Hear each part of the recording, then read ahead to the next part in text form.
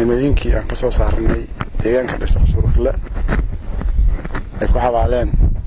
qawaarij arxanlaawayaasha ayaan galabta ku baabi'inay halkan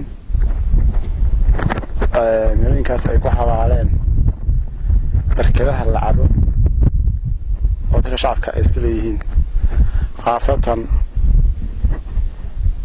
barkadaha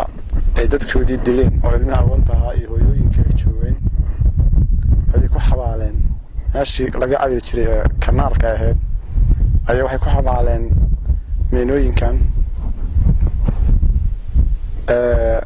waxay ugu talagaleen inay markay aabayaashii dileen inay hooyooyinkiina iyo carruurtiina israaciyaan laakiin annaga ayaa u taagan inaan shacabka Soomaaliyeed meel kasta ay joogaan aan nafteena u hurno maadaama ay iyagu danaynayaan inaysan shacabka noolaan ama dadka Soomaaliyeed aysan noolaan annaguna waxaan ka shaqaynaynaa kana shaqaynaa mar kasta inaan ka badbaadino dhagartooda ay soo maleegeen qawaariijay waxaan sheegaynaa shacabka Soomaaliyeed ee muslimiinta oo aad u maleegaysaan dhagaradiina annaga fashili doona inta taqaanaana ka badan naqaan annaga fashili doona inta taqaanaana ka badan naqaan wax kasta oo soo dhoobtaana idanka Ilaahay waan fashili doona waan fashilaynaa mar walba aan u taagan marka Ilaahay maxad iskale shirtiina naga badbaadiyay guud ahaan shacabka Soomaaliyeed ka badbaashay al-shabaab waxay marayaan xilligan la joogo way gabagaba yihiin oo waqtigoodu dhamaaday gobolkoodu dhacay waxay marayaan oo taagan yihiin inay albaabada guryaha meenada uga xiraan oo barkadaha biyaha uga xiraan oo ceeshu gubaan xarumaha isgaarsiinta jaraan